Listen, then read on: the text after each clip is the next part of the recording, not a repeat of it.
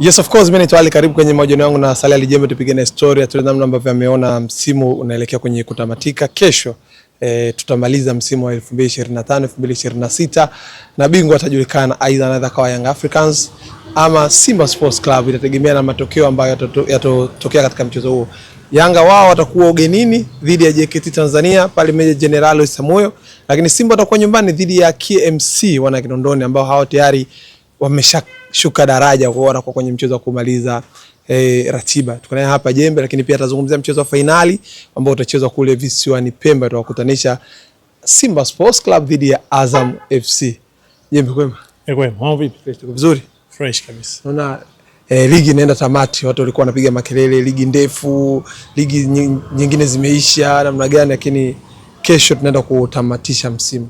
Kwako ukiuelezea kwa uchache, ni msimu wa namna gani, lakini mpaka sasa bado bingwa hajajulikana ikiwa imesalia mchezo mmoja mikononi?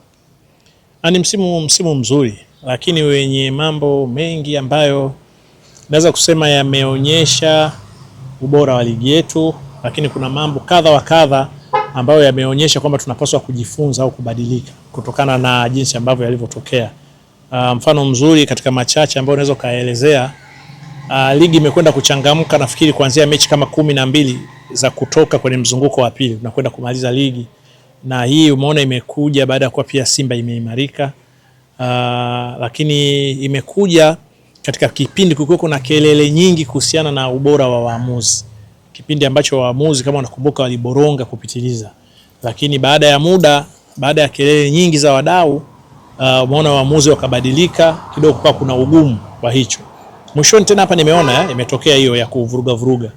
Kwa hiyo utaona kwenye maana ya tupelekee kwa waamuzi walivyokuwa kifanya kazi yao, ilikuwa ni sehemu ya kuonyesha ubora wa ligi yetu. Wakati wanavuruga, utamu ulipungua na watu wakati mwingine ikafikia hata mechi ya baadhi za timu wanaacha kuangalia, kwa sababu wanaamini timu fulani itashinda tu kutokana na muamuzi fulani, lakini kuna waamuzi wakapewa majina ya timu fulani, kwamba timu hii lazima akichezesha itashinda. Wengine wakawa hawataki waamuzi fulani akituchezesha sisi ambao ni mashabiki, kuna mambo wanahoja na kuna mambo wanaweza kawa hawana hoja kwa sababu ya kishabiki. Lakini ubora wa kiwango mwishoni, especially sasa tumekwenda kufanya division ile ya mwisho, Simba na Yanga, kawaida tunakuaga timu tatu zinawania ubingwa, Simba, Yanga na Azam, au tungeweza kuipata na Singida kwa kipindi kirefu, lakini tulikwenda tukaikata mwishoni. Umeona kabisa timu zinazowania ubingwa ambazo ndio timu za Champions League tayari zimeshaonekana, timu za kombe la shirikisho tayari zimeshaonekana, zile mid table teams zimeshaonekana. Utamu tena umekwenda kuwa kwenye timu zinazopambana kubakia kutoteremka daraja. Kwa hiyo ni ligi ambayo ndani yake na utamu wake, hauwezi kulinganisha na ligi za sehemu nyingine. Haya nilioongelea kama kasoro, kama faida, yale kama faida tunapaswa kuyaboresha zaidi, yale kama kasoro tunapaswa kuyafanyia kazi. Lakini unakwenda kuona kwamba sasa bingwa atakwenda kupatikana kwenye mechi ya mwisho kabisa ya msimu, ambalo lenyewe ni jambo zuri. Sasa mimi nikiangalia kwa timu kama JKT ambayo ilifungwa na Yanga bao 5 kwenye mzunguko wa kwanza, ikiwa inazihitaji point kwa ukaribu sana, kwa umuhimu sana, sasa hivi nisema JKT wanaweza kuteremka. Kwa maana yake unaweza kuona wataifunga Yanga vipi, wataizuia Yanga vipi ambayo inajua ikicheza kwenye mechi hiyo itapoteza nafasi yake. Kwa hiyo unaweza kusema nafasi ya Yanga kufungwa na JKT labda ni 15%. Kwenye mpira hiyo ni prediction, lolote linaweza likatokea, lakini unajiuliza tena na KMC ambayo imeshateremka daraja, inaweza vipi kaizuia Simba? Nafasi na yenyewe ya kuishinda Simba labda ni 7%. Kwenye mpira kweli inaweza katokea lolote, lakini kuna maajabu yake yatakuwa. Sasa ukiona mimi na predict kwamba Simba watashinda, Yanga watashinda, Yanga atakuwa bingwa kwa pointi zake 2, maisha yatakuwa yameishaenda. Lakini kwenye maana ya ligi, heshima itakuwa imekuwepo kwamba ligi imepata bingwa mwisho wa msimu, ambao ni jambo zuri sana. Lakini yale tumeyazungumza kwamba yamekuwa ni tatizo, tunapaswa kuyafanyia kazi mzunguko tutakapoanza ligi kwa wakati mwingine tena. Jembe, Yanga wanajinasibu kwamba msimu huu pia wanachukua kombe kwenye mikono ya Simba. Wakajana walichukua kombe kwenye mikono ya Simba, mchezo wa mwisho wanamfunga pale Benjamin Mkapa na kutamatisha msimu wakiwa wanaongoza kwa alama 4. Msimu huu mpaka sasa wako juu kwa alama 2 ambazo kimchoro wao wanavyozungumza ni zile sare iliyopatikana Zanzibar Amani pale na sare iliyopatikana Meja General Isamuhyo, alama 2 ndio yupo kwenye top. Unazungumziaje swala la Simba kwa msimu wa pili mtawaliwa anampa ubingwa mpinzani wake? Actually Simba na Yanga ndio zimekuwa zikishindana kwenye ubingwa mara zote.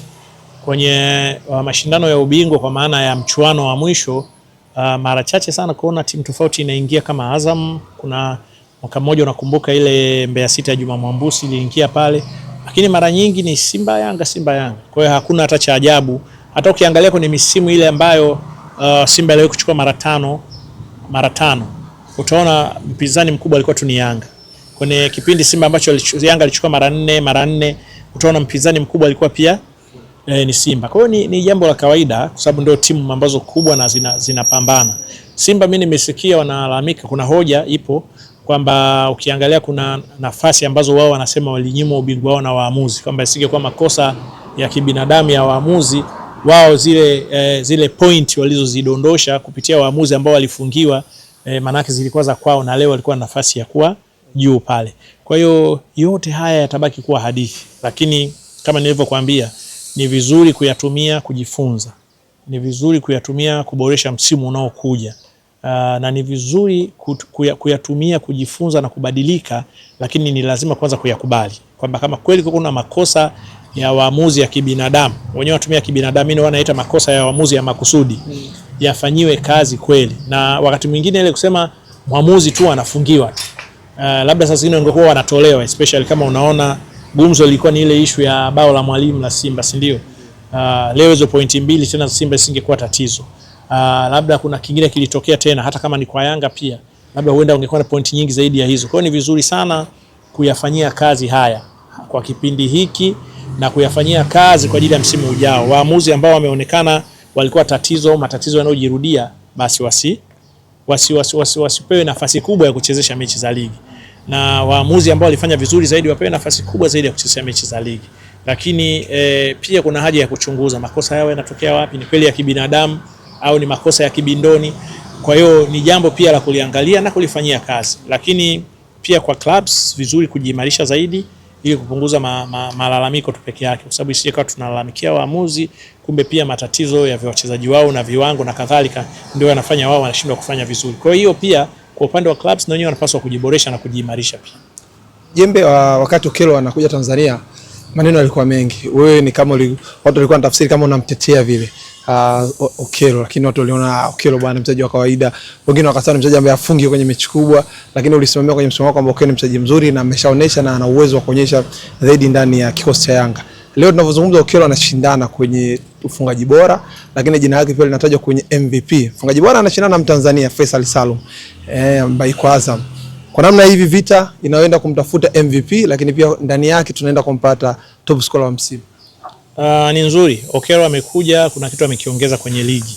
Na unakumbuka mimi wakati ninasema ninaamini Okello atafanya vizuri, nilitoa moja ya sababu zangu ni kwamba ni mchezaji mzuri na hakuwa akihitaji kuprove kwetu kama ni mchezaji mzuri, kwa sababu ametokea Uganda. Kwenye timu ya taifa ya Uganda ukiangalia kwenye ubora wa Uganda sisi wanatuzidi, na Okello ndio tegemeo na ni star wao, licha ya kwamba wana wachezaji wengine wanacheza Ulaya, lakini bado Okello ndio star. Kwa hiyo hilo la kwanza lilinifanya mimi nisiwe na wasi. Lakini cha pili, Okello ni kama unakumbuka nilisema anatokea Afrika Mashariki. Mchezaji anayetokea Ivory Coast, sijui Kameruni, sijui Afrika ya Kati wapi, kidogo kuna kazi kuadapt mazingira ya Kitanzania. Lakini Okello nafikiri asilimia kubwa ya ukiangalia kanda ya Ziwa nilikwambia na Uganda wala hapapishani sana. Sisi kwa sababu ndo tunatokea huko. Hamna tofauti kubwa sana ya kule na huku, lakini mtu wa Uganda pia akija Dar es Salaam hawezi kupata shida kama mtu anayetokea Cameroon, kama mtu anayetokea Ivory Coast na kwingine. Kwa hiyo mimi hiyo ilikuwa inanipa hope kwamba Okello atachukua muda mfupi sana kabla ya kuanza kufanya vizuri. Na ndio maana alipoanza kufanya vizuri mimi muda mwingi sikuweza kuzungumza tena, kwa sababu nilikuwa najua kile ambacho nilikipredict kimeshaanza kutokea. Na